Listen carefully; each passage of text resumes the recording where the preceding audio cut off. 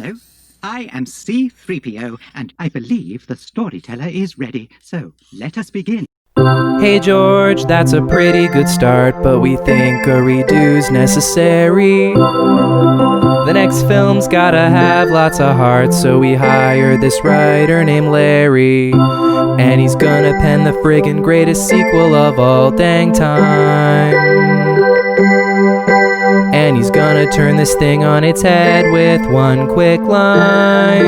I am your father. It's season 2 of Recorder 66, season 2, and we're starting quickly. It's season 2 of your favorite podcast.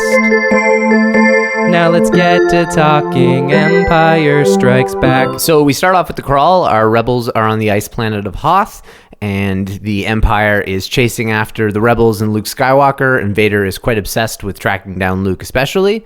Luke is out on a tauntaun on Hoth looking for life forms with Han. Han decides to go back. Luke decides he's going to stay out there a little longer. Luke wants to investigate this meteor that crashed into the snow, and Han's like, I'm going back, it's all good. And he gets into some kind of sexually tense, but mostly just frustrating conversations with Leia back at the base. He says he's going to leave because he has to pay off his debt to Jabba, and if he sticks around too much longer, things are going to get bad for him. But as he goes back into the main hangar, it occurs to him Luke hasn't come back, and it's getting dark, which is very unsettling, and he realizes I probably should go look for my friend Luke. So he goes out and looks for his friend Luke. We then skip to Luke, and Luke is getting attacked by a Wampa, and he gets dragged to the Wampa's lair where he's hung upside down to what we assume be his next meal. Conveniently, he sees his lightsaber has fallen off of his belt and is lying in a snowbank off to the side, and it occurs to him maybe he can concentrate really hard and use the Force, get that lightsaber, and slash himself down and then kill that Wampa and get the F out of there, which is exactly what he does. And he does exactly that, goes out into the snowstorm, and then, catches hypothermia and sees Force Ghost Obi-Wan Kenobi, who tells him to go to Dagobah system and meet Yoda. Conveniently, Han finds him probably just as he's about to freeze to death, slices open the tauntaun that died of hypothermia anyway. They hide inside for warmth until morning when a pilot from the Rebel base finds them and brings them back to the base. Yes, Luke is put in a Bacta tank to heal, and when he's taken out of the tank from there on, Han is extremely happy that he's doing okay, even to the point where he's okay with Leia giving Luke a huge incestual kiss. And there's more sexually tense bickering between the two of them, and we cut to the Imperial base, which is no longer the Death Star, where they seem to have figured out that sure enough, the Rebel base is indeed on Hoth. And that's where it left us. Oh my god, this movie is so much better! This is such a better film. It's such a good movie. We knew this already. Yes, obviously. But it's the greatest movie. It looks so great. Yeah, the quality is really upped. But the one thing that I kind of find interesting about this is, yes, the quality's higher, but they took more risks.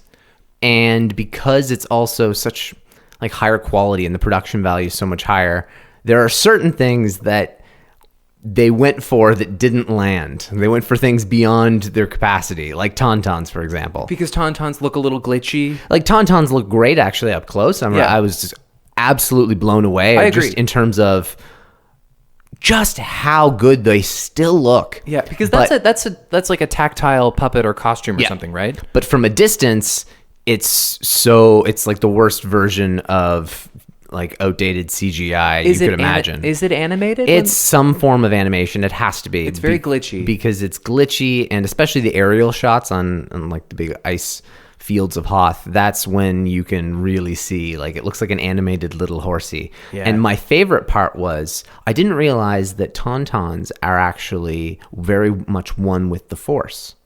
No. So tauntauns have the ability to Force project.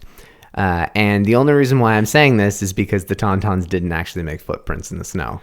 So I'm not actually serious. I'm joking. But they this entire huge part of The Last Jedi, the middle movie of this current trilogy we're in, everything's like you have this big moment and this big twist The great on twist footprints. is about footprints. And in the first 5 minutes of Empire Strikes Back, the best Star Wars movie ever, there's the huge flaw of these Tauntauns running through fields of snow, leaving no footprints at all. Oh, that's so interesting.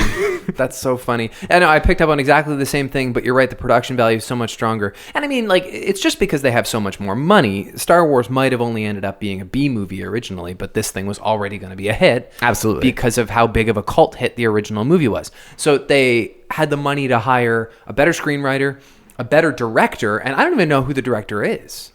The director's Irving Kershner. The unfortunate thing for this guy is he's out there on dates with the ladies, and they're like, so what do you do? And he's like, oh, I directed the best Star Wars movie. And they're like, shut up. I've never heard of you ever. Yeah, it's true. I mean, he definitely doesn't get the same credit that Lawrence Kasdan does, for example. But directorially, like you said, that aerial shot, like I don't know if they're using drones in the 80s or if they've got a helicopter or something, but there is a big aerial shot that looks nothing, cinematographically, looks nothing like the original Star Wars It looks movie. nothing like Star Wars, period. That's sort of true. That's one thing I did notice is it did feel more out of Star Wars. Now everything else for Hoth is perfect because for me, like growing up, Hoth was my planet. Me Hoth too, is and what I love the most. I figured out why that is because We're Canadian. Yeah, well, that's more broadly what I was getting at. But like when you're playing in the snow, it's the easiest one to latch onto. Yeah, in that's a good make-believe. point. That's fair. So yeah, it's you put on a snowsuit and you get to kind of feel like Han Solo in his kick-ass snowsuit. Yeah, that's a fair way of putting it. That makes a lot of sense. Specifically, the Han Solo action figure that I had as a child. That is true. Hoth Han. Hoth Han. Yeah, no, but that's one element that I mean, Hoth just had this coolness to it that really no other planet's captured since. And Hoth, and I think a lot of people agree with the elements of like Hoth really having like being the reason why Empire, like one of kind of those leading reasons why Empire is so great is here's an example of just this crazy new world building. Yeah, we saw some cool world building in the first movie, but Hoth is really like this kind of new approach to it. We saw Tatooine, which was cool.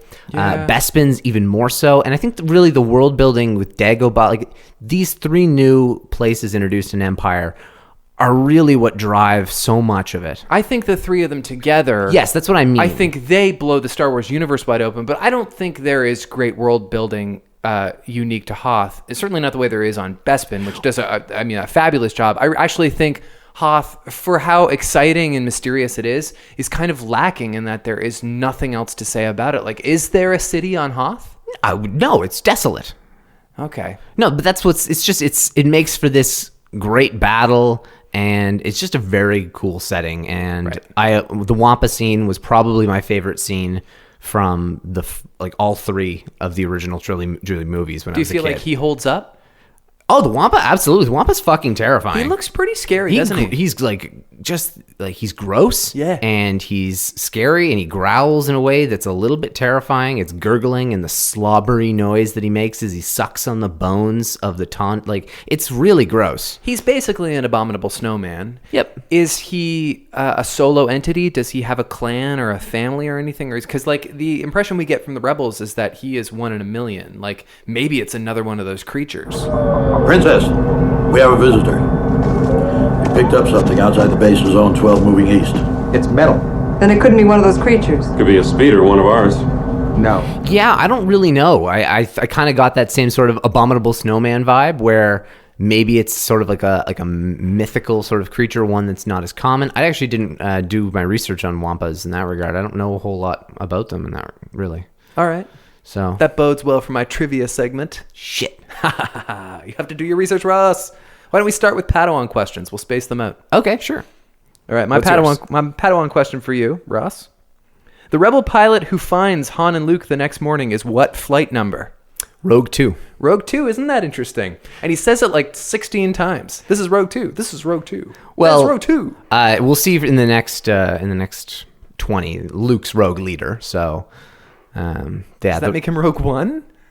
Well, no. Rogue One being the very first ever. That's why they kind of. My guess is they've retired Rogue One, so that's why they go with Rogue Leader. I guess. Except do the rebels know anything about Rogue One, or is that a completely So there isn't a whole lot of canon between A New Hope and Empire. There's a bit, but it's an area that it hasn't been explored a ton. It's been explored a lot in comics. Yeah. It's only 3 years, so there's not tons you can do, but I don't really know the comics a whole lot. But I do know that Luke does learn the story of Jyn Erso and the sacrifice of that group of rebellion. Yeah. And just how, like, the impact that made and how that was really kind of the triggering moment that led to his, like, how it's Jyn Erso and Luke Skywalker, two people that never met, but the two people most responsible for, like, I throw Leia in there as well, the three people most responsible for blowing up the Death Star. Right, but Luke and Jyn Erso are kind of the two pirates. Yeah, like, absolutely. She's very official. She's part of the leaders. She's literally royalty. She's the conduit as well. She's the one who hands the information from Jyn to Luke in a way, indirectly. Leia is really, I mean, she's a princess and she's a general later on, and she's like a military person. She's a diplomat more than anything else, I think. Absolutely, and just like her father. Yep, I think that's true. And her mother. Her mother. I don't know anything about Mrs. Organa. Well, no, I mean her real mother. Oh, okay, for sure. Yeah. And that's kind of an interesting element there, is how much she reflects kind of similar sort of traits. Yes. As someone who's able to hold her own the way Padme does in Attack of the Clones, for example. Now, you mentioned the Wampa is legitimately scary. Yeah. How scary is Vader all of a sudden? Vader's suit is slimmer. He got his helmet cleaned, so clean and polished. Yeah. Oh my God, it looks awesome. That first shot of him, and they knew he looked better too. 'Cause Oh, yeah. they made a show of him turning around. Yeah. And he's like looking out the window, and you could like see a reflection somehow through 30 years of cinema history in the back of his helmet, and he just looks beautiful. Yeah, he's so menacing, and he's not clunky or kind of goofy. Is the his same voice way anymore. different? Is his voice like a little deeper? It's a little maybe angrier. Yeah. You found something. Yes, That's it. The rebels are there. Or a little bit more, but we don't hear a whole lot in the 20. But just in general, Darth Vader is far more menacing in this movie, Right. Just start to finish. I mean, Right. he like putting out the way he is when he takes the gun from Han on Bespin, like that is that's some swagger that Darth Vader really shows in this movie that he doesn't really show in the last one. He's kind of this like crazy evil wizard that even some of the people within the Empire Don't even respect. Yeah. And that's kind of the same here. Ozzel doesn't really give him respect the way that the others do, but very soon they're all going to realize how that's not the right idea. Who is Ozzel? Ozzel is the chintzy little mustache member of the Empire. The Louis C.K. looking guy. Yeah-ish, I'd say. Well, and who's the The other? only one who could look like Louis C.K. because he's one of the only ones with a mustache. And General Veer is the other one. General he's talking to? Veers is he's He's and the new Tarkin. well, for a few minutes. And then there's Piet, who is the one who specifically noticed the life on Hoth. Right. Okay. Now, force pull. I mean, we see that a couple of times in this movie. You mentioned it with Vader and Han's gun, and of course Luke when he's freeing himself from the Wampa. Is that the first time we've ever seen force pull in Star Wars? Yeah, and that's why I loved it so much as a kid. It's cool. It's like that can be done. Yeah. That's like If that's new all level. the Force does, I'm in. Exactly. Yeah. One thing I noticed this time that I'd never noticed before was how the lightsaber keeps changing position in the snow. It's insane. Yeah. It's completely buried, and then in one shot, it's sitting on top of the snow. Right. So it's back and forth the entire time. You couldn't see any chicken wire or fishing line or anything tugging on that lightsaber? No, I didn't see it. Did you? Me neither, no. No, it looked good. I figured it had to be there, but Yeah, maybe it was definitely. taken out for the version we were looking at, too. Oh, who knows? You can kind of hide those things. It's pretty bright and white there too, so That's little things like that can kind of That's very get lost true. in the fold. How does Luke know that he can do force pull? You can kind of see it on his face. You can kind of see him decide, okay, I'm going to cool it, and I'm going to close my eyes. I'm going to get this thing to me. And like, I mean, unless there was some private conversation with Ben. Well, that's kind of one thing that I was curious about. There's 3 years here, and I don't know if Obi-Wan's come to Luke since A New Hope. He hasn't. Not visually. Well, it doesn't seem to be that way, or else that's kind of a key plot point. But why wait 3 years before telling the kid how to find Yoda or telling him how to expand his powers? I mean, really? I mean, Yeah, maybe It seems like a poor use of The Last Jedi. Right. Maybe Ben just came to him knowing, look, I need to give Luke something to strive for or he's going to friggin' die right now. Oh, maybe. I need to speed this up. Yeah, he does. He definitely has patience. We know that for sure. Yes. Hello And there. Yeah, and maybe I guess the fact that the rebels were able to kind of keep clear of Vader for a little bit as well. So Yeah, helps. that's true. Give it some time. Yeah. So- I'm sure they had a couple encounters within there, but Well, what has been happening between the rebels and the Empire for the last 3 years? I don't know a whole lot, to be honest. Yeah. And I know Maybe everybody's just laying low, kind of rebuilding, licking their wounds. Yeah, well, I mean, the Empire's licking their wounds. Yeah. And trying to, kind of scramble with the fact that so many people died and so many high-ranking officials would. But Yeah, there's probably lots of posters around the galaxy at this point being like, Vader wants you. Uncle Vader wants you. Uncle Vader wants you. It's not going to be Uncle Palpy. No, exactly. No, you're not going to see creepy old Sheev. Sheev wants you. Helpy. Sheev is probably the Sam of the galaxy far, far away. It's probably on that level of... Sam? Yeah, Uncle Sam. Sheev? Sheev, yeah, I think it's probably on par for like commonness. Okay. Join me down this rabbit hole, won't This you? is a very strange rabbit hole. Why don't you give me the your- name Sam is as common as the name Sheev. Oh yeah, Give I me your didn't- Padawan question. What was Han's call sign when scouting Hoth for life forms? Oh my god. I watched it twice. This is not your Padawan question. It's literally the first line of the movie. Oh. Then I'm going to kick myself when I hear it. Maybe not. I just no. assumed you'd make note of the first line.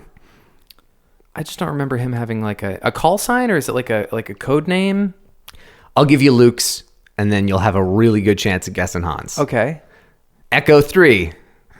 So is he Echo 2? No, he's Echo 7. No! I don't remember that at all, actually. Echo 3 to Echo 7. Oh, I don't remember that. Doesn't Yeah. really ring a bell. Those are cool nicknames. Yeah, they are. Echo and Rogue is getting way better than red and gold and green from the previous movie. Yes. Lawrence Kasdan, you figured it out. You figured out how to make cool code names. Lawrence Kasdan, he had been around as a screenwriter. He was probably like, I kind of equate Lawrence Kasdan to being like a session musician, whereas like he was not like your rock star known guy around Hollywood, but like the studios knew this guy is the best. Okay, that's interesting. Does that make sense? Like, we're going to bring this guy in and he's going to fix our film. He's going to make it a real movie. Well, yeah, that was the thing. Everybody knew Lucas was no writer, and he was made fun of constantly throughout A New Hope. Yes. For just like the ridiculous dialogue, and Mark Hamill being like, I can't say this, George. Yeah. No one talks like this. I know. And who is George Lucas if not for Steven Spielberg? Like, I have to think Spielberg went to bat for Lucas saying, no, guys, you got to hear him out. I know he's weird, but he actually has great ideas. No, the other way around. No kidding. Spielberg was a pariah at this time in his career. George Lucas was the only reason he got back on the map. Why? What did Spielberg do wrong? Well, I forget what movie it was. He had just made Jaws in 1974. Maybe it was, what came first, Indiana Jones? Or Indiana Jones came second? Oh, yeah. It came out Yeah. in like 1981. Exactly, yeah. So this was after, and I forget what the movie was. So there's something late 70s where Spielberg was kind Oh, of he just used up every dollar the producers had and went over budget over time every way. No one would touch him with a 30-foot pole. Interesting. And he wanted to do a Bond movie, and Lucas said, I've got this guy who's kind of like Bond, but kind of cooler. And he's American, and his name's Indiana. Is that right? Indiana Jones was supposed to be like American James Bond? Yeah, I literally read this on Reddit today. It could not have been better timed, the fact that you brought this up. That's actually like a pretty fabulous comparison. I know. It It works. really is. And so they shopped it around studios, and there were a lot of studios that were like, yeah, George, we'll do it as long as you drop Steve. Oh. And then eventually they came across one, and they were able to get it to work, and But the rest is history. It's just so weird because their resumes are so different up to this point, because Lucas has made like American Graffiti Yeah.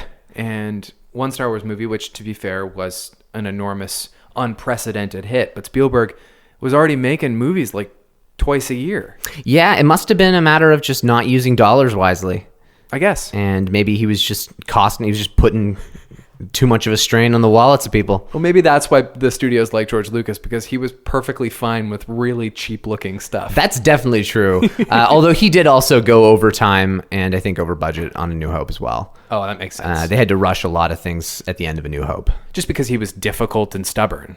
Yes, but also Tatooine was, like in Tunisia, it was way harder to work than they thought. Right. So the sun was so incredibly hot that just everything took a lot longer to do. And that put them behind right from the beginning, and also the amount of editing that they had to do. Now, I would say 90% of our quotable quotes from this first 20 are between Han and Leia. And I'd say probably 100% if you want to throw in 3PO. Yeah, he has some good ones too. Yeah, I have one Vader in there, and I think the rest are those three. Honestly, some of the best movie insults in history all happen back. There's 3 in a row. There are 3 of the best. They're golden. Movie insults in history, all 3 in a row. Boom, boom, boom. Okay, so let's go through them. Laugh it up, fuzzball. Yep. I don't know where you get your delusions, laser brain. I don't even recognize that one. I don't What? even remember hearing that before. Really? Yeah, I don't know where you get your delusions, laser brain, which has nothing to do with Han, but I don't know where you get your delusions is ice cold. Well, laser brain. He may not have a laser sword, but he definitely shoots a blaster and has a ship that shoots lasers. Then Chewie laughs. He says, "Laugh it up, fuzzball." Yep. And he makes a really creepy joke about how Leia was all over him. Yep. And she says, Why, you stuck up, half-witted, scruffy-looking nerf herder. "Who's scruffy looking?" Yeah. Oh, that is the it's best. Excellent. Yeah, no, it's fabulous. The whole, and she's actually, that's some of the best acting she does in the series. Like, she is so mad on Hoth. Oh, I know. She has just such a pissed off look in her eye because and the best part is, and it really is funny, Han's right the entire freaking time. He's totally right. I thought the same thing. And he even says to Luke, I must hit close to the mark to get her going like that, kid. And then, of course, she kisses Luke just to rub it in his face. But at the same time, she only does that because he was literally hitting right on the mark. He absolutely was. And in general, she's still giving him the business about being selfish and not being loyal to the rebellion. Yep. But Han is truly heroic in this first 20. Constantly. Yeah, and the concern he has for Luke is awesome. So real. It's and totally different from the first movie. It's like you really buy their friendship all of a sudden. Well, 3 years. Well, it's just like he calls him Han, old Han, buddy. good buddy. Han, old buddy. And she gets so mad because he says, I got to go back. And he's totally justified in saying, look, I got to go pay this person because I am going to get assassinated. Yep. That's not unreasonable. No, that's quite reasonable. I mean, Yeah. it doesn't make sense why she's so... She loves him. Well, yeah, I know, but like they're also, I'm sure they could find a way to rendezvous and have him meet back up with the rebellion afterwards. I Definitely. mean, it's not that hard to coordinate. Luke found his way to frickin' Bespin after. Han's not a Jedi, but they can find a way to make it work. Well, don't get all mushy on me, princess. So long. Well, yes, your highnessness. Your highnessness is good. It's just great. So condescending. I know, it really is. And the highness and just the way he describes he'll do anything to get her goat, and it's great. I just as soon kiss a Wookiee. I can arrange that. He needs a good kiss. Oh, you could use a good kiss. Is that what he says? Yes. I thought he yells it to her. It's very, very obvious that he does not mean that. He means it in a different way. Yeah. Could use- I thought he was talking about Chewie. That's crossing the line. It's definitely not- crossing a line to Yeah. workaplease harassment. Yes, it's workplace They definitely harassment. need to get the HR manager for the Hoth Rebel base on that. Your tauntaun will freeze before you reach the second marker. Then I'll see you in hell. Yeah, I actually thought that was a really stupid line. I It love makes it. no sense. I love it. It's like Heyo Silver away because he's like on the tauntaun, and as soon as he says it, he's like onward. Okay, that's true. That's fair. It's like a cowboy line, and these at the Fair end enough. of the day, these are westerns. Yep, I like that. That's well put. 3PO talking about Han. Impossible, man. Come along, R2. Let's find Princess Leia. Between ourselves, I think Master Luke is in considerable danger. Yeah, he's very good. He also says, I don't have this one written down, but he says, Luke is very clever for a human being. Something to that effect. he does say that. Let's see what it is. Master Luke is pretty clever. Don't worry about Master Luke. I'm sure he'll be all right. He's quite clever, you know, for a human being. Speaking of weird stuff that 3PO says, this is on my back to the drawing board list. Do you remember what he calls Leia at one point? Oh, he did call her something really friggin' weird. He calls her Mistress Leia. Yes, it was really weird. The mistress part was the part that cut me off. Well, it is that part is weird, but also yet again, we cannot seem to get straight on what her name is. Well, also, the same thing also rings true with Han. Yeah, that's Although it's true. only Lando who calls him Han. Is that right? Is he the only? And I also noticed that Donald Glover called him Han in the trailer, and I That love is that. Very impressed. Beautiful attention to detail. Yes, necessary. Do And they have to develop that further, or is that just going to be a subtle thing? I don't think you should. I mean, it's a bit of a slight to mispronounce someone's name to them. It's So a little it disrespectful. wouldn't shock me if it's even a little intentional when it comes to Lando. Kind of like that like narrative trope when people are just constantly calling somebody by the wrong name. Yes. His name is Tom, and they're calling him Tim just to undermine him. Yeah, intentionally, just to make them look like the smaller person. I want to bring those tauntaun guts back to the drawing board. Those look like packing peanuts. They look disgusting. I think? actually thought they looked very extraterrestrial and really gross. It's the whole concept is pretty gross. Yeah, I actually didn't think it was something that needed to go back to the drawing board. I just thought it was something that was just impressively disgusting. You know what I don't understand about tauntauns? They are less cold resistant than humans. So why are we using them as our travel creatures? No, that was an exhaustion thing. No, it's not. He explicitly says your tauntaun will freeze if you take him out Well, there. yes, but in terms of Han's one dying, I mean, they live on the planet.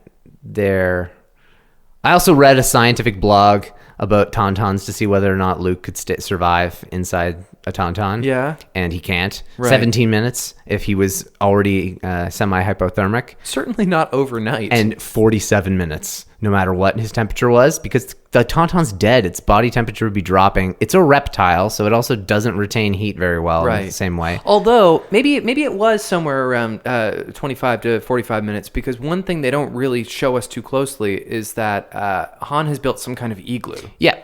So, like, there's some kind of snow fort next to him while he's waving down that fighter pilot. So, and there's antenna in it. So maybe he's rigged up like a little heating system inside this igloo. If Han was able to build that fast, then Han deserves another medal. Oh, he's a superstar. Also, back on the Chewie thing from last time we talked about, at the end of A New Hope, he does get a medal off screen. It is canon confirmed, because apparently that was a common uproar and anger from the fans for a long time. Right, makes sense. Yeah, so that Chewie didn't get snubbed the way we thought. It would be insane if he didn't get a medal. Totally insane. So do you think behind the scenes they had decided yet that Luke and Leia were twins? No. Definitely not. I hope not. Now, I definitely think at this point, they definitely knew that it was the Han Leia with where they were going in the long run. because they resolve that in the end of the movie. She says, "I love you." He says, "I know." Yeah, but I mean, even still, like completely ending like that love triangle completely, like already that's the end game. It's over already at this point. Right. And then that's it for like romance in Luke Skywalker's life, isn't it? Like, yep. And like he's definitely a virgin in The Last Jedi. Well, it's interesting because the book version of The Last Jedi starts off with him imagining life on Tatooine with a wife. Oh, weird. Yeah, this like had he never gone away, exactly, he just lived the simple life. Yeah, and so just in terms of what life would have been like under those circumstances, and in the old EU in Legends, Mara Jade was his wife. Right. But she's evil, right? She goes bad? Well, no. So Mara Jade was initially evil in terms of she was the Emperor's hand was her title. So the Emperor had her as an assassin to hunt down and kill Luke Skywalker. Okay. She went rogue and fell in love with Luke Skywalker instead, and then became a Jedi Master with his academy and went on to train that way. And I think she was killed by... I think, her nephew. I think maybe Jason Solo, who is essentially what Ben Solo has become. Exactly. But Jason Solo is a 100% decanonized character. Yes, they actually. So is Mara Jade? Well, this is an interesting thing. Jason has become canon again in terms of a character was introduced at the end of Rebels with the name Jason. Okay. So they brought that name back to canon because they knew they scrapped it. Luke's kid initially was named Ben. They shifted that to Han's kid. So they just shifted things around a lot. And it's interesting what they're doing because Kira, which was a name that George Lucas had initially put out there to be the female lead of Episode 7. It was with a Q. No, initially with a K. Okay. And that was the female lead for episode 7, and that's what Ray was listed as for casting calls, Kira. Oh, interesting. And then they changed it to Ray. Yep. And then they recycled Kira for a totally different character, changed how it was spelled, and used it in the Solo movie now. But isn't it fair that there are just certain first names, whether they're earthly names or made-up words, that just sound Star Warsy? Yeah, and they definitely have hit that on. And this is the cool part, is Mara. So Mara is now being brought back. Cool. And so they're casting a 40 to 50-year-old woman for episode 9, codenamed Mara. Oh. So that's why people are like hypothesizing, okay, who could this be? What's the character right here? Are we going for someone who's going to be similar to like a Mara Jade? I mean, initially Lucas's thought on a Kira character became Rey, and the character kind of continued on that way. Right. But the Kira that we're going to get in Solo, I don't think is anything like the initial thought. No, it's just a name. By the sounds of things, they're recycling names here, but I don't think they're going down the Mara Jade route. And I know that's kind of deviating to what's in the news now, but it is definitely something that's going to be interesting to think about, because with no Carrie Fisher in this movie, having kind of that strong female leader within the rebellion. Sure, but there hang on could be a second. cool opportunity there. Hang on a second. This could be huge if they want to explore what's been going on in Luke's personal life all this time he's been gone. I think even if they decided to canonize Mara Jade, I don't think it would be as Luke's wife anymore. You don't think it would be interesting if some woman came forward and was like, "Where's Luke? I have his child here." Well, I think it would definitely be interesting. I don't like it in the terms of the Luke Skywalker we got in The Last Jedi should not be married. It does not work. It is not in line with the character at all. Yeah. It would have been brought up. It Yeah. would have been told that he abandoned in different, like, not just abandoning That's true. like his sister, but everyone else. And it really Unless would he doesn't make... know. Yeah, that's true. And some people have already hypothesized that this Mara character will be introduced to be Rey's mother, and Yeah. she could have a relation with Luke or not. Maybe Luke is Rey's father, but has never known it at all.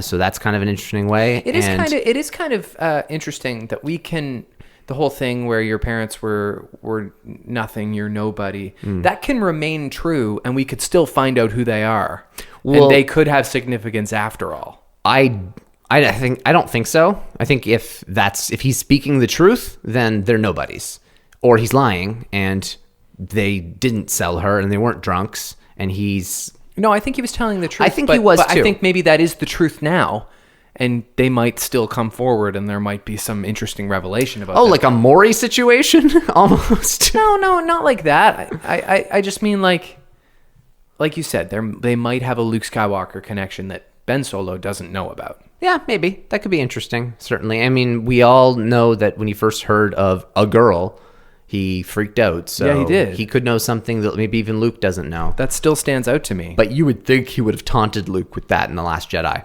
Do you want to hear my mid-tier question, my Jedi Knight question? Yeah, go for it. All right. What does R2 say are Han and Luke's chances of survival? R2 or 3PO? R2 says it to 3PO, And yeah, 3PO reiterates translates it. 1 in 725. Yes, it is. Yes, it is. Yes, it is. Would you like my Jedi Knight question? Yes, please. Okay. Now, these are both kind of master questions, my last two. Yeah, so was your first one. No, it wasn't. You're bad at this. I am a little. Okay, well, I hope you're paying attention to the details, because you're going to screw me on the Wampa one, so I'll get you now. All right. Where did Han run into a bounty hunter that tried to kill him? Oh, Assumedly. I'm not going to come up with it, but I almost made a note about it because I found it interesting. I'm not going to come up with it. What is it? Ord Mantell. Yeah, okay. He kind of mumbled it. It was hard to hear it, Yeah. but he just said it offhand as just a quip, and I was like, hang on, I want to hear that story. Because he's talking about how there's a price on his head, and this is the bounty hunter who made it very, very clear that if he doesn't come pay up soon, he's coming after Han, and I want to know more about that. I just had a few more questions about the first mention of Yoda in this series. Yeah. The way Ben refers to Yoda to Luke is succinct, and maybe that's all that matters at this point. Mm-hmm. You will go to the Dagobah system. Dagobah system. There you will learn from Yoda, the Jedi Master who instructed me. True, in Obi-Wan's heyday, Yoda kind of was a mentor to all Jedi. Yoda trained every youngling. Right. Or certainly instructed, to use his word, instructed every youngling. But I remember that being confusing when The Phantom Menace came out, and suddenly there was... Qui-Gon. Wait, Obi-Wan has a master who's Liam Neeson and not Yoda? What's happening here? Yeah, no, the Jedi were trained in a way where Yoda would train them up to a certain point, where they would become a Padawan for a Jedi Knight or Jedi Master. Right. So Obi-Wan had a long relationship with Yoda, and also it's to be assumed that, and I know there are some comics on that as well, Yoda trained Obi-Wan a little bit more and definitely acted as a mentor to him after Qui-Gon died, and he had to immediately take up training Anakin. Well, he couldn't just become a master. No, I mean, it was something that he definitely would have gone to Yoda on a consistent basis, and Yoda was that person. Makes plenty of sense. So I definitely agree, though. When we were younger, it was sort of weird because you can only have one master. It didn't seem right for us at that point. Yeah, I thought about the name Empire Strikes Back and how clinical it is. It's a terrible name. It's okay, but it's like the rhythm of it. It's so 70s, 80s. It is. Well, it's a very it's even earlier than that. It's like a 60s war movie. The Empire Strikes Back, and this is what happened next at the Battle of... It's like, it's fine. We only accept it because of the rhythm of those words in that order. They're just so ingrained in us. But most Star Wars titles are not great.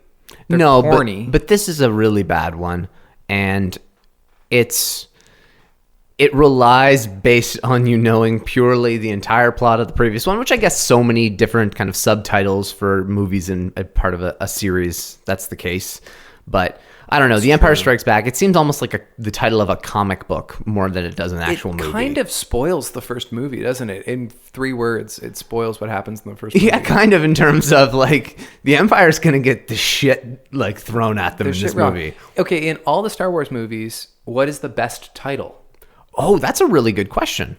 What do you think? I think... The funny thing is, it might actually be the worst movie. The Phantom Menace. Yeah. I think it probably is. I think it is. I think The Force Awakens is also a good title. The Force Awakens is a good title. It's hard to judge either of them until we've seen the full trilogy, though. You're right. And it's hard to judge any element of it. And I'm starting to... I just don't like The Last Jedi. I think it kind of sounds like A New Hope in that it's missing something. Yeah, it's missing a stronger word in there somewhere. I definitely agree. The Last Jedi, it's going to be pretty hard to make a case for that not being one of the weaker ones. Yeah. Attack of the Clones is just it just is a poorly fitting title. Yeah, it doesn't suit work. The movie. I think it's fine in the sense of I think clones make sense to use in there. Right. But it didn't work. Revenge of the Sith is a good name. Return of the Jedi is a great name. Revenge of the Jedi would have been the worst name. Yeah. It would have made no sense. For people who don't know, there's this great story where Gene Roddenberry was producing The Wrath of Khan at the same time as George Lucas and the other people were producing Return of the Jedi, and they both wanted to use the word revenge in their title. Lucas wanted to make Revenge of the Jedi, who knows why, and Gene Roddenberry wanted to make Revenge of Khan, and they both assumed the other guy was going to use revenge, so they changed their word, and both got a better title than they initially would have had. Absolutely. I think there was another reason in addition that Wrath changed to Revenge Revenge changed to Wrath for Wrath of Khan. Yeah. I don't know what it is, but the Lucas one there's posters. There's huge posters printed. There's toy packaging with Revenge of the Jedi on it. It just makes no sense. Yeah, it really doesn't. And he doesn't get revenge. He literally wins by not fighting. Right. That is the whole point of the movie. That is the premise. And yes. you know what was really interesting? And I got these wonderful words of wisdom from Freddie Prinze Jr. And I have to say, he knows the Star Wars really well, actually. I've watched a lot of old clips of him being on Collider Jedi Council, and obviously talking about Kanan, but the role he's had there. But he knows Star Wars through and through. He watches it with his daughter. He's a stay-at-home dad, basically. That's cool. And like he watches it all with her and like plays like with the lightsabers. It's great. He seems like the king of all Star Wars dads. Right. And so Freddie Prinze Jr. he has a really cool outlook on Luke, just in terms of how he was able to accomplish what he does without fighting. And how Luke sucks with a lightsaber. Yeah. Luke is shit with the lightsaber, and everybody who wants him to go out and literally take on the entire First Order with his laser sword clearly never paid attention to the fact that Luke has always been shit with a lightsaber. He doesn't ever fight in front of anybody. He only ever fights in like the attic. Yeah, exactly. He fights Vader while he swings at him like with just insanity. Yeah, and he's not... and literally using the dark side. Yes. Until he decides, no, I'm not going to do that, and throws away his lightsaber. Right. When he's on the sand barge when he's about to get killed by Jabba and put into the Sarlacc, he also just swings madly like a lunatic. And on Bespin, it's like Vader just starts throwing a bunch of shit at him with the Force and like breaking windows. Vader just toys with him literally the entire time because he knows he's his kid. Mm-hmm. So Luke has no history of being a good swordsman. Nope. Other than in the expanded universe. Right. And so I think it's really interesting how Luke just wins by not fighting. He is the perfect Jedi. We should preserve that. He's so much like Yoda in that way. That's fair. And that's why Yoda. But Yoda is an amazing swordsman, whether we like it or not. Yes, and Yoda never should have fought in Attack of the Clones. It should have agree. been just in Revenge of the Sith, and I think that would have had so much more power to it. Yes. And him losing the only fight, but still being incredible. Mm-hmm. That would have been cool. Do we want a young Master Luke Skywalker movie, something taking place shortly after the events of Return of the Jedi, like starring Sebastian Stan? Do we want to see more of him being a dope Jedi? I don't. Okay. Not in the sense like I absolutely. I know that's kind of weird. I don't want to see Sebastian Stan do a full like series or movie or as Luke Skywalker. Right. I would be absolutely okay with him doing a flashback. I think that would be amazing. Even like a spot where he's not even like a major character. But if we're going to do a whole arc centered around Luke, I would feel safer with it being animation. Oh, interesting. And having Mark Hamill do the voice, because Mark Hamill is one of the best voice actors in the world. Go with you, I will. Really? Oh, great. It'll be easier if I can follow you. No, not follow. Carry me, you will. Carry you? Master Yoda, I can barely look out for myself up there. People really are craving a lot more Luke Skywalker. It's convenient that he's such a great voice actor. Yeah, and I think that's the right way to go. But now I don't know if Mark Hamill would want to do that. And Mark Hamill has said, "Oh, I'm done with Batman. Oh, I'm done with Star Wars."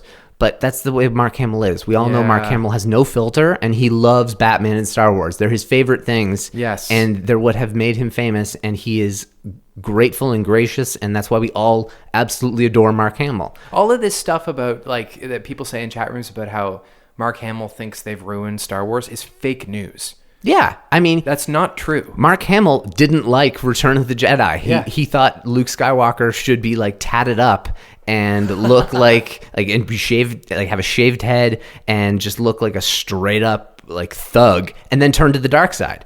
Speaking of Luke Skywalker looking thuggish, I'd be remiss if we didn't mention the fact that the only reason they wrote the Wampa scene to begin with, no, not the car accident, no. Okay, so that was George Lucas has denied that was the reason. So Mark Hamill was in a pretty bad car accident between the tapings of the first two movies, and he did have some facial scarring. I figured that's why they put the Wampa attack in there to kind of justify that. Well, it would make tons of sense. And so if it was by accident, then it's a great accident because it ages him like 10 years. It does. It really changes the way he looks as a person. Yeah. And it's kind of a shame. Yeah, it is, because he was quite handsome as a boy. Yeah, and it kind of gave him scarring at an early age, which is a bit of a shame, but is what it is. And yeah, they definitely play it right in terms of getting him attacked. But one thing about that that's kind of weird is, yes, there's his bloody face, but he gets hit in the back of the head. Yeah, that's so true. The Wampa takes him down by clawing, like knocking him in the back of the head and like bringing him down by the back of his neck. Yeah, but theoretically, he could have dragged him through the snow too. But before his face even hits the ground, it's covered in blood. Oh, I see. So that was one they could have taken back. Well, Your Worship, looks like you managed to keep me around for a little while longer. I had nothing to do with it. General Rykian thinks it's dangerous for any ships to leave the system until we've activated the energy field. That's a good story. I think you just can't bear to let a gorgeous guy like me out of your sight.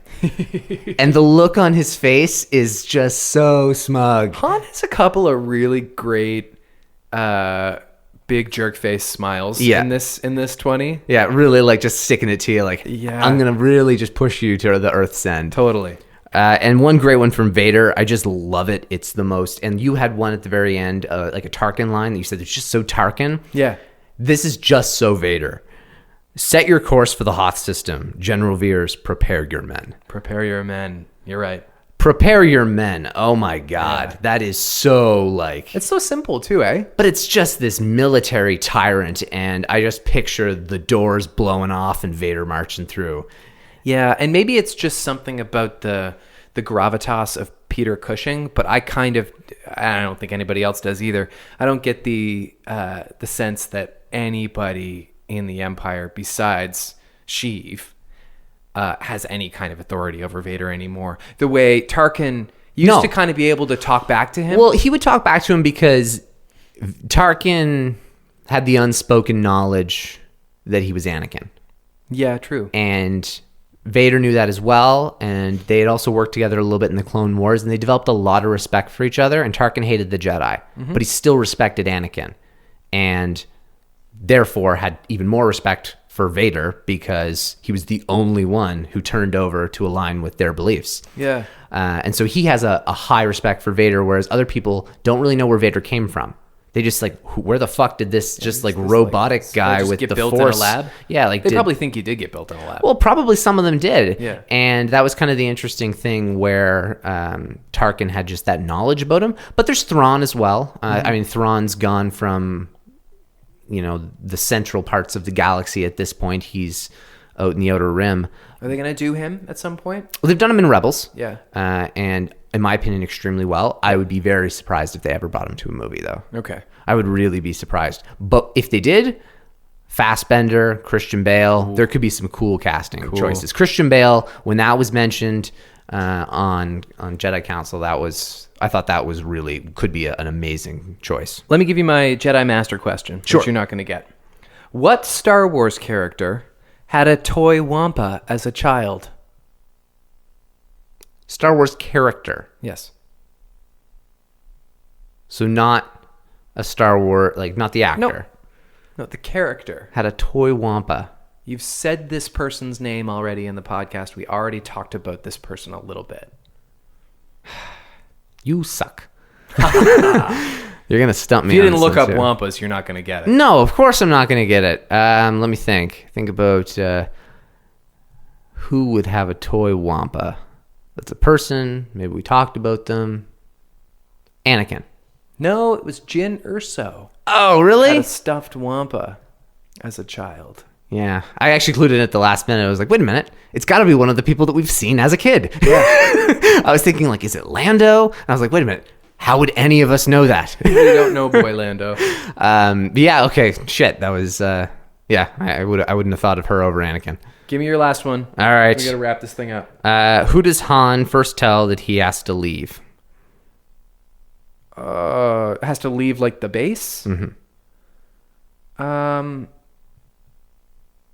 You mean to go and pay off his debts? Or better yet, what's the general's name? Oh, I know. I like that general, by the way. Yeah. I like that guy. I don't think he gets enough credit. I was going to bring him up, in fact. I certainly don't know his name. Sam. Is General Riken. Riken. Yeah. Riken with K. Riken. Yeah, he seems cool. He seems like he's got the fort. Well, Leia was thrilled with him because he kept Han there. That's true. That's very true. So that worked. Just one more thing right here is, I know we mentioned it before, but Millie Bobby Brown playing Leia, but oh my God, there's one specific part where she's looking at the door and she has this just fear and sadness on her face because both Luke and Han are out there. And you have John Ratzenberger over there just trying to not talk about it in front of her. Right. But just the look on her face and the angle, she looks exactly like Millie Bobby Brown. She it's has a little ridiculous. M2B they look. going on? It could not be when it comes to side by sides. If that ever starts to get in the rumor mill more, that will be. They will take that screenshot of Leia because it looks so much. I feel like her. Millie Bobby Brown is so mainstream now, and like in an Instagram celebrity kind of way, that the really cynical Star Wars fans would just think that it's a bad idea. Maybe, but a lot of the Star Wars fans are kind of Stranger Things fans. I mean, there's a lot of crossover there. That's true. She could have done nothing more to prove that she is objectively an excellent actor. Yeah. And she's the right age, and yeah, you're right. She already has a lot of fan base. Yeah. Yeah, what's in the news? Let's go to that. Okay, well, this is, like we said, this is a week old, but I think the big thing going right now, which is, like I said, more than a week ago, Alden Ehrenreich gave an interview with Esquire and just casually mentioned that he has a 3-film deal with Lucasfilm. Yep. And a lot of people are taking that out of context. They have to sign those. Yes. That's common practice. It's a contractual thing. It happens all the friggin' time. It does not mean at all that this is going to be a trilogy. No. Those might not even get made. Also, if they wanted to do a Lando trilogy, maybe they'd want to have Han in one of those movies, they already have him locked down. Somebody else pointed out that if they want to do a flashback in Indy 5, they can use Alden because it's a Lucasfilm production. There you go. That's a great point. Yeah. I mean, if they're doing a flashback, then I would say get Anthony and Gruber. If you don't need him to act well, he looks too much like him to pass up. I know, but wouldn't it be kind of cool? It would be a little interesting. It'd be like a cool gimmick, but I don't think it would be a good idea. I don't think it'd be a good thing for him. No, because then he would just be painted as the worst Harrison Ford for the rest of his career. Well, he's already that. Well, no, he can. I think he's going to define himself as a different version of Han. He won't be the top 2 Star Wars character that we all view Han Solo to be. Look, I have a lot of faith. I do. Yeah, I know. But let's call a spade here. There is 2 people who's played Han Solo, and one of them's better than the other. Yes. However, I do not think that will define his career at all. No, it doesn't have to. No, I think he will very quickly find his own, and I think this could be a good stepping stone for him. Well, and the other thing is, I mean, fans are angrier and more bitter and cynical now, and they're also more opinionated than they were 20 years ago. They also have a channel to share their opinions. They have a platform, that's right. But there had to be people 20 years ago who were like, oh, so the guy from Trainspotting's going to play the great Obi-Wan Kenobi? This is going to be terrible. Yeah, and probably. Now everybody loves that. Yeah. So it's got a lot of potential. And then that's the thing. It's just we have to wait and see. Yeah. But there was another shot, there weren't really many new things introduced, but a kind of different angles shot, TV spot of Solo. Okay. So we got some cool shots of Corellia. It seems like it's going to be a little bit cooler, a little bit less industrial, but pretty industrial still, but we could get some pretty cool shots from it. Yep. Some new posters came out. They look very original film-esque. Yeah. Like they have like a kind of a painted vibe to them, which is really neat. They kind of look like the original Star Wars poster. Yeah, definitely.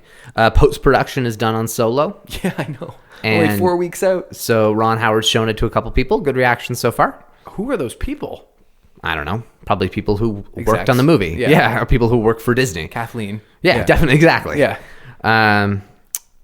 Also, this was a kind of a cool thing. Apparently, Ron Howard also showed it on Twitter or Instagram or something. I didn't see it, but of Emilia Clarke in Lando's closet. What does that mean? Lando has this extravagant closet in Solo. Sure. Because he's fat. He's like a big fashionista in this movie. Fashion is his thing. Yeah. And so there's like this insane closet. There's a shot of Kira in, and she's just kind of like looking around. I have a feeling this movie is going to tell us way more about, and this is not to discredit Lawrence Kasdan's Empire Strikes Back screenplay, because Lando was an important plot device in that movie. Yep. But he didn't need to be a well-developed character. No. He had some development, sure, for having only like 10 minutes of screen time or whatever he has. But I think this movie is going to give us a ton of Lando. Yeah, no, I agree. I actually don't think he'll be in it the full time. No. I think Lando's part will be done maybe 2-3 quarters through the movie. I think it's more likely he or won't the other way around. Show up until. Well, I think there even could be the fact in. that he could maybe only be in the middle third of the movie. Yeah, maybe. I think this is going to be a very act-based movie. I haven't heard those consistently as rumors. Yeah, you're the only person I've heard really talk about that. Well, but yeah, you know better than most. But it's also, it doesn't align because there are shots of Han and Kira that are so clearly when they're younger. Yes. And then there's a shot clearly of them connecting and they haven't spoken in a long time. Right. So without a doubt, we're getting some form of flashback here. I think so. It'd be cool if it would be done in more like longer acts. Yeah. But a few more things. There's some descriptions and bios on some of the characters from Solo. So that's kind of cool. Just a quick little small description of Han. Rough and tumble, rite of passage story about a young guy defining himself and yearning for autonomy and being tested as an individual with his own agency for the first time. I love it. I love a coming-of-age tale. Exactly. This is the Han Solo who is bright-eyed and bushy-tailed and is going to develop into the cynical jerk we see at the start of A New Hope. I love it. That's great, and that's exactly what I want, and so I'm really encouraged to see that. Yeah. But there's some decent bios on a few of the characters. Beckett and... That's Woody Harrelson. Yeah, and Kira and Val, which is... Tandy Newton. Yeah. Okay, I don't think I knew she was in this movie. Yeah. That's good. She's good. Yeah, excellent actress. So yeah. That'll definitely work in the favor. Always good to kind of just string those people in here and there. Right. The people that... And that's the thing, is Paul Bettany. Just subtly an amazing actor that they just put in this movie. Paul Bettany is going to have a hell of a month because Infinity War opens this weekend, or 5 days ago as this podcast goes out. Good point. So seriously, Solo and Infinity War within 4 weeks of each other. That's insane. That's a wild May. He'll get a good pay cut. He'll get Well, I mean, probably doesn't have a huge part in either movie. No. But an important part, sure. Yeah. Absolutely, and it'll definitely be good to have that on his resume. Yes. I mean, Paul Bettany doesn't need to beef up his resume, but it's nice to get a little refresher every once in a while. Although he never really became the A-list movie star. No, I think he's had more success in a broader sense than a lot of people. He's kind of tested the waters in a few different areas, and he does it for the art form, I think. I think you can kind of get that. He's one of those kind of just... I don't know. You just assume that almost with like kind of a highbrow actor like that. And he was on Jimmy Kimmel with Robert Downey Jr. and he was wearing the rose-colored tinted glasses. Ooh, that's bold. That is bold. I know. To be doing that with Robert Downey. Yeah, I mean that's getting in on his turf. That'd be like going on a talk show with Samuel L. Jackson and wearing a backwards flat cap. That would be. What are you doing? That'd be really stupid. It'd be even better if you were someone who had no business wearing one of those. Yeah, like almost everybody else. Like Alden Ehrenreich or something. Exactly. A couple different things here as well. Not too many more. Second unit director, black woman, which is nice. Definitely a step in the right direction. That's cool. Ava DuVernay. Yep. That's like really a great sign, and hopefully that's... She directed A Wrinkle in Time. And I think that TV show Seven as well. Oh, okay. I could be wrong on that, but... she's like best friends with Oprah. And apparently JJ. Oh, that's nice. Yeah. That's really helpful. Yeah, that works well. Good. There are a bit of a spoiler alert here, but there is potential that we're going to get our favorite little green Jedi returning in Episode 9 as well. Okay, cool. There are reports that Frank Oz is coming back for Yoda in Episode 9. Are people cool with his appearance in The Last Jedi? Like, yeah. Some people were weirded out by how he looked, but other than that, it got great fan reactions. I had no problems with how he looked. I actually liked it. I thought it was the best looking Yoda we've ever seen. Yeah. Because I thought it had the perfect elements of like a really well done puppet that almost looked a little CGI. Yeah. It was true in my books. Totally true. It was one of my favorite Yodas in the sense that when it comes to screen time per wise words of wisdom, it also might be the best Yoda we've had. He has some friggin' crazy lines in that movie too. Oh my god. Yoda is my all-time favorite. If I have to pick a favorite character, you say somebody different every week. Yoda, Vader, and Han are my always top three. And Jabba the Hutt for some reason. No, Jabba the Hutt's one of my favorite villains, and he's like a good like peripheral character. But without a doubt, my top three have always been Yoda, Vader, and Han. Yeah, that doesn't set you apart at all. Nope. That's everyone's favorite. That's everybody. I know that, but like Luke Skywalker for me. Yeah. I was never Fair the enough. Luke Skywalker fanboy as a kid. And like for you, like I know Obi-Wan was your favorite when you were a kid. Big Obi-Wan Qui-Gon, fan, yeah. because when we were younger, I like love those, Qui-Gon the prequels were big when we were kids. Yes. So like, those things really mattered. Do you have anything else, or are we going to shut this baby down? Well, we're going away on vacation, so Yep. I'm going to read Last Shot and finish Ahsoka while we're there. So that'll be good. I can have Last Shot under my belt going into Solo. So we I'm come excited back, for you'll that. have an even more greater wealth of knowledge. Exactly. All right. Thanks for joining us. If you have any questions or comments about the podcast, you can tweet us at Recorder66, or you can email recorder66podcast@gmail.com. If you want to send us like a little voice memo from your phone, we'll air it on the podcast. That's never happened before, but that would be kind of cool. Surely I've said something that's incorrect, so if you feel like correcting me, I probably have to. I welcome it. In the meantime, enjoy the second 20-minute section of Empire Strikes Back, and may the Force be with you.